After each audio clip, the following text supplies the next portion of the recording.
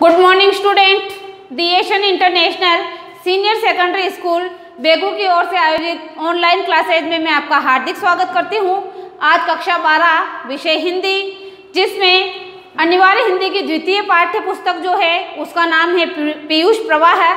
उसका पहला पाठ है उसने कहा था। यह एक कहानी है।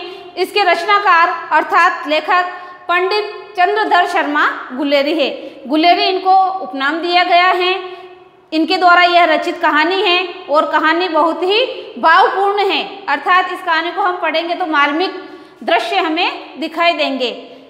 इस कहानी के अंतर्गत प्रथम विश्व युद्ध की पृष्ठभूमि को ध्यान में रखते हुए यह कहानी लिखी गई है। इस कहानी के जो लेखक है पंडित चंद्रधर शर्मा गुलेरी, उनका जीवन परिचय मैं आपको बोलूँगी और बोर्ड पर लिखूँगी, तो ध्यानपूर्वक आप उसको अपनी नोटबुक में जरूर लिखेंगे। साथ ही आप अपनी हिंदी की पाठ्य पुस्तक पीयूष प्रवाह खोल लें और पहला पाठ निकाल लें। तो इनका जीवन परिचय मैं लिखा रही हूँ, आप नोट करोगे। लेखक जो है पंडित चंद्रधर शर्मा गुलेरी जी है। इनका जन्म आप लिखोगे, इनका जन्म 1883 ईस्वी में जयपुर में हुआ था। ठीक है, कहाँ पर हुआ था? जयपुर में हुआ था। कब हुआ था? 1883 ईस्वी में इनका जन्म हुआ था। इनकी मृत्यु 1922 ईस्वी में हुई थी। इसको आप सीधा जमा कर पूरी लाइन भी एक साथ लिख सकते हैं। मैं आपको बहुत ही शॉर्ट तरीके में लिखकर बता रही हूँ, वरना एक एक लाइन को आप अलग से भी लिख सकते हैं। और 39 वर्ष की आयु में ही, अर्थात अल्पायु में ही इनका निधन भी हो गया था। आगे आप देखोगे कि इनको हिंदी कहानी के उल्लेखनीय हस्ताक्षर भी कहा जाता है। किनको? पंडित चंद्रधर शर्मा गुलेरी जी को। इनका जन्म जयपुर में हुआ था। ध्यानपूर्वक आपने देख भी लिया और लिख भी लिया होगा। वे बचपन से ही साहित्यिक प्रतिभा में संपन्न थे, अर्थात साहित्यिक प्रतिभा में संपन्न थे। इनको किताबें लिखने का और पढ़ने का बहुत ही ज़्यादा शौक था। इनकी प्रतिभा का क्षेत्र साहित्य के अलावा खगोल विज्ञान, ज्योतिष, धर्म, भाषा विज्ञान, इतिहास, शोध एवं साहित्यिक कार्यों तक भी देखा जा सकता है। उसने कहा था हिंदी की प्रसिद्ध कहानी है। यह क्या है? हिंदी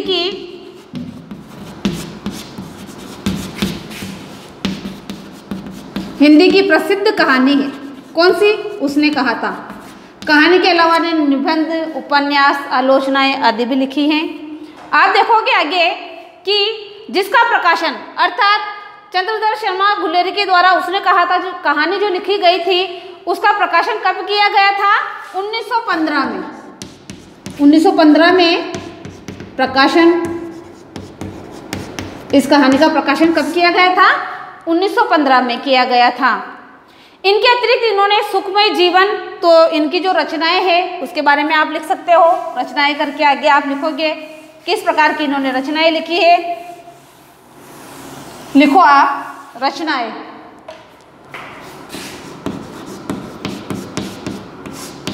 उसने कहा तो है ही।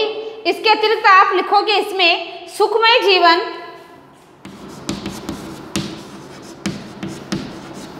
सुखमय जीवन, या इसमें साथ लिख ही सकते हो। उसने कहा था कोमा लगाकर सुखमय जीवन, बुद्धू का कांटा। आगे आप लिखोगे इसमें बुद्धू का कांटा। ये तीन कहानियां इनकी महत्वपूर्ण मानी जाती है, जिसमें सबसे ज्यादा महत्व उसने कहा था इस कहानी को ही दिया जाता है। इसके अतिरिक्त आप देखोगे कछुआ धर्म, मारेसी मोही कुठाव आदि इनके निबंध भी है। दोनों निबंध के नाम लिखोगे आप। कछुआ धर्म,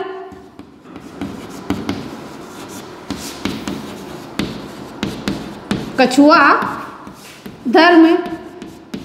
इसके अतिरिक्त आप आगे लिखोगे मारेसी मोही, मारेसी मोही कुंठाव। ठीक है, क्या लिखोगे आप? मारेसी मोही कुंठाव। ये क्या है, इनके निबंध है। ध्यानपूर्वक 3 कहानियां लिखी है। उसने कहा था सुखमय जीवन और बुद्धू का कांटा। इसके अलावा जो निबंध है वह है कछुआ धर्म मारे सी मोही कुंठाव। निबंध कला के प्रतिमान हैं ये दोनों ही निबंध हो गए। इसके अतिरिक्त उन्होंने मासिक पत्र समालोचक का संपादन भी किया। आगे आप लिखोगे इसमें मासिक पत्र कौन सा था, समालोचक, ठीक है, लिखोगे इसको समालोचक। इसका भी क्या किया था, इन्होंने संपादन किया था। नागरिक प्रचारिणी सभा तथा काशी के संपादक मंडल में भी यह रहे थे और अल्पायु में ही इनका निधन हो गया था।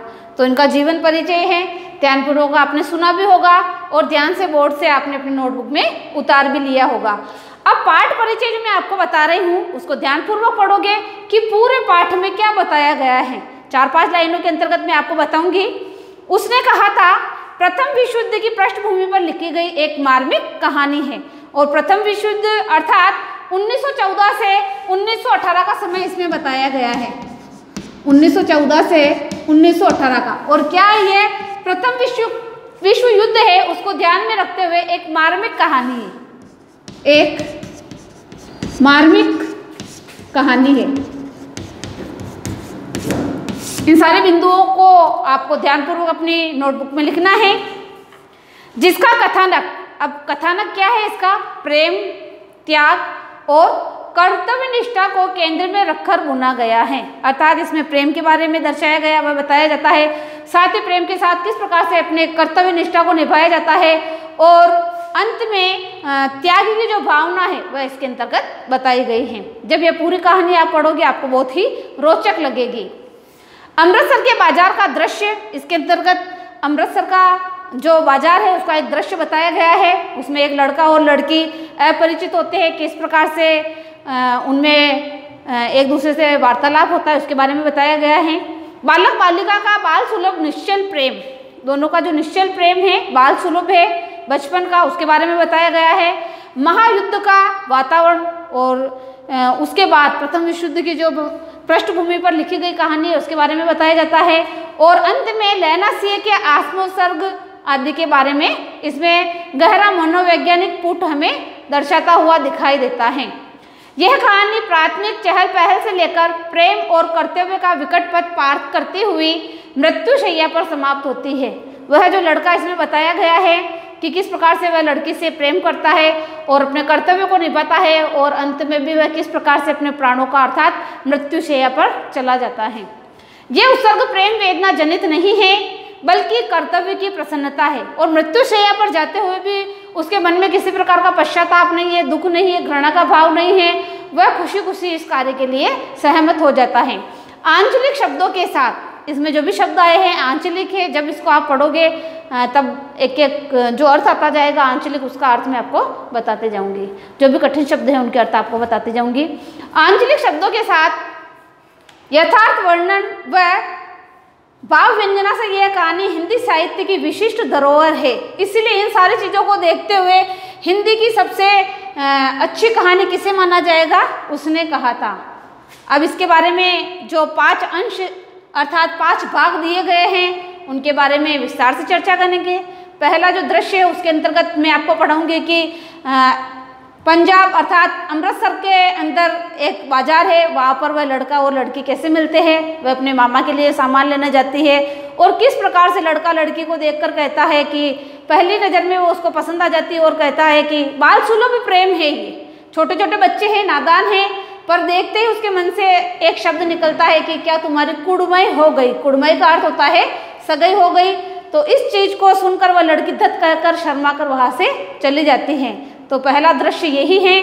और दूसरे दृश्य में बताया जाएगा कि किस प्रकार से इस उत्तर को सुनने के बाद उसकी मनोदशा क्या होती है लड़के की, वह राह चलते किससे टकराता है, कितना उत्पात मचता है, क्या क्या नुकसान होता है, सारी चर्चा हम विस्तार से करेंगे।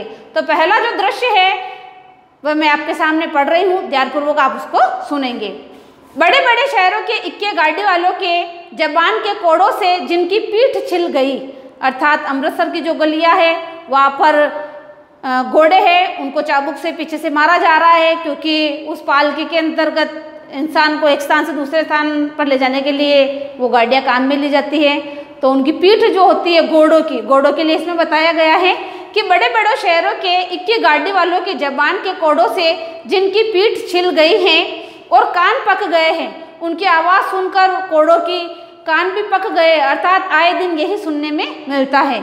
उनसे हमारी प्रार्थना है कि अमृतसर के बम्बू कोट वालों की बोली का मरहम लगावे, अर्थात बार बार इंसानों को ऐसा कहना ना पड़े कि तुम साइड में चलो, हम आ रहे हैं, ध्यान दो, रास्ता दो, भाभी जी हट जाओ, भैया जी साइड हो जाओ। इस प्रकार के जो शब्द है वे इसमें प्रयोग में लिए जाएंगे। तो उसी के बारे में कहा गया है। ये जब बड़े बड़े शहरों की चौड़ी सड़कों पर घोड़े की पीठ चाबुक से धुनते हुए, जो घोड़ों को चलाने वाले होते हैं वह घोड़े की पीठ पर चाबुक से मारते हैं और जैसे चाबुक घोड़े की पीठ पर मारी जाती है, घोड़ा और तीव्र गति से आगे की ओर अग्रसर होता है, आगे की ओर बढ़ जाता है।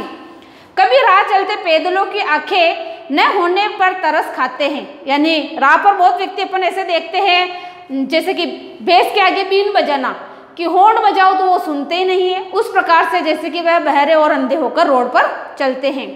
कभी उनके पैरों की उंगलियों के पोरे, अर्थात पोरे का अर्थ होता है खुर, जब घोड़ा चलता है तब खुर की आवाज़ आती है, उसके बारे में बताया गया है, को चीत कर अपने ही को सताया हुआ बताते हैं और संसार भर की ग्लानि, निराशा और शोक के अवतार बने, अर्थात वह घोड़े जो है वह क्या सोच रहे हैं कि हम संसार भर की ग्लानि, निराशा और शोक के अवतार हैं, इस कारण से हमारी पीठ पर कोड़े बरसाए जाते हैं, हमें मारा जाता है। नाक की सीध में चले जाते हैं, जिस प्रकार से नाक सीधी होती है वैसे वह उस सीध में चले जाते हैं, चाबुक से पीछे पड़ती रहती है और जैसे उनके लगती है उसी दिशा में वे आगे की तरफ अग्रसर होते हैं, बढ़ते जाते हैं।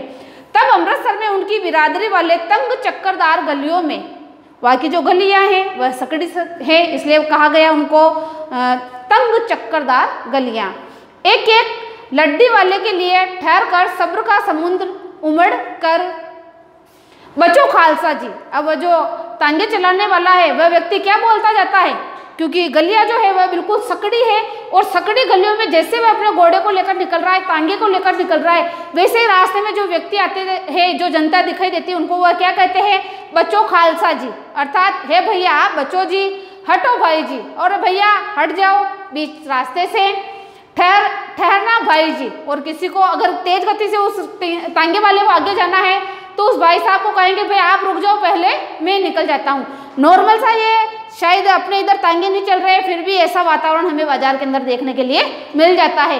रास्ते में हम देखते हैं बहुत बार कि कोई गाड़ी वाले तो पीछे वाले इतनी तीव्र गति से जाना चाहते हैं जैसे कि यह कोई सी प्रतियोगिता हो रही और पहला स्थान वही प्राप्त करेंगे। तो देखा जाता है कि दुर्घटना से देर भली, कहीं पर देर हो जाए तो कोई बात नहीं, देर होगी तो अपन 5 मिनट 10 मिनट बाद पहुँच ही जाएंगे उस स्थान पर, लेकिन दुर्घटना हो जाती है तो इस लोक से अपन परलोक में पहुँच जाते हैं। तो जिस स्थान पर हमें जाना होता है वहाँ पर हम 5 मिनट बाद 10 मिनट बाद क्या पूरी जिंदगी जा ही नहीं पाएंगे, इसीलिए कहा गया है कि दुर्घटना से देर भली। यह जो उक्ति है इसे हमें भी अपने जीवन में उतारना चाहिए। हटो बादशाह, यानी बादशाह का अर्थ इसमें बताया गया बासा, बुजुर्ग व्यक्ति होते हैं, उसको कहा गया कि भाई आप भी हट जाओ। ये सारा कौन बोल रहा है, ये तांगे वाला इंसान बोल रहा है। कहते हुए सफ़ेद फेंटो, अर्थात बिल्कुल सफ़ेद घोड़ों के साथ खच्चरों और बत्तकों, गन्ने और खोमचे और भारे वालों के जंगल में से राह खेते हैं कि ये सामान इनकी गाड़ियों में लदे हुए होते हैं और धनाधन चलाते हुए ये अपनी घोड़ों की जो सवारी होती है उसको आगे लेकर जाते हैं। क्या मजाल है जी, और साहब बिना सुने किसी को हटना पड़े, इनको चिल्लाना पड़ता है, बिना बोले बिना कहे तो कोई हटता ही नहीं है और एक कहने से भी कोई हटता नहीं है। इस प्रकार से अड़ियल इंसान होते हैं कि आजा टक्कर लगा के देख, जो होगा जो बाद में देखा जाएगा। तो वैसा ही वातावरण इसके अंतर्गत बताया गया है। ये बात नहीं कि उनकी जीभ चलती ही नहीं, ऐसा नहीं है कि किसी को हम कुछ कहेंगे तो सामने वाला प्रत्युत्तर में हमें कुछ कहेगा नहीं, चलती है पर मीठी छुरी की तरह महीन मार करते हुए। वह कहते थे अरे बासा हटो, ये करो वो करो, बहुत तेज से बोलते हैं, लेकिन वापस वो मीठी छुरी के बाद ही, ए भाई साहब मुझे तो आगे निकलना था, वापस अगर कोई उनको बीच में रोक कर बोल भी ले कि भाई साहब कैसे बात कर रहे, तो वापस वो मीठी छुरी बनकर अपनी बात को संभाल ही लेते हैं। यदि कोई बुढ़िया बार बार चिनौती, चिनौती का अर्थ होता है चेतावनी। आप जो कठिन शब्द है उसको लिखोगे। बुजुर्ग व्यक्ति जो होते हैं उनको हम कहेंगे कि हट जा, तो वो एकदम से हट भी नहीं सकते। क्यों? एक तो उनकी सुनने की क्षमता जो होती है वह थोड़ी कम होती है, आंखों से थोड़ा उनको कम दिखाई देता है। और एक उनकी जो चलने की गति होती है वह भी एक युवा वर्ग के अलावा बहुत ही कम होती है। बूढ़े व्यक्ति बहुत जल्दी से किसी स्थान पर नहीं जा पाते हैं, उनके पास लकड़ी होती है, वो थक जाते हैं तो आराम से धीरे धीरे चलते हैं। तो चितौनी का अर्थ आप लिखोगे, यह जो कठिन शब्द है इसका अर्थ आप लिखोगे चेतावनी। अब किसी बुजुर्ग महिला को किस प्रकार की चेतावनी दी जा रही है? उस बूढ़ी औरत को बार बार कहा जा रहा है कि हट, लेकिन वह जब हटती नहीं है तब तांगे वाला उसको क्या कहता है, ये आप ध्यानपूर्वक सुनना। यह जो भाषा है उसका वापस हिंदी अर्थ भी मैं आपको साथ का साथ बताऊंगी। तो चलती ही नहीं, चलती है पर मीठी छुरी की तरह महीन मार करती हुई उन तांगे वालों की भाषा है। यदि कोई बुढ़िया बार बार चुनौती देने पर भी लीक से, लीक का अर्थ होता है रेखा, ठीक है, कि रोड पर जो रास्ता होता है, जो रास्ता होता है या जो लाइन होती है, रेखा, या इसका अर्थ हम लाइन से भी ले सकते हैं रोड के ऊपर, ठीक है। तो आप इसको जरूर नोट करेंगे। जब वह रास्ते से या उस रेखा से या उस लाइन से जो रास्ते पर बनी हुई है उससे अगर वह बूढ़ी औरत नहीं हटती है तो उनकी वचनावली के ये नमूने हैं। अब नमूने कौन से हैं वो मैं आपको बता रही हूँ। हट जा जीणे जोगिए, हट जा कर्मा वालिए, हट जा पूता प्यारिए, बच जा लंबी उम्रा वालिए।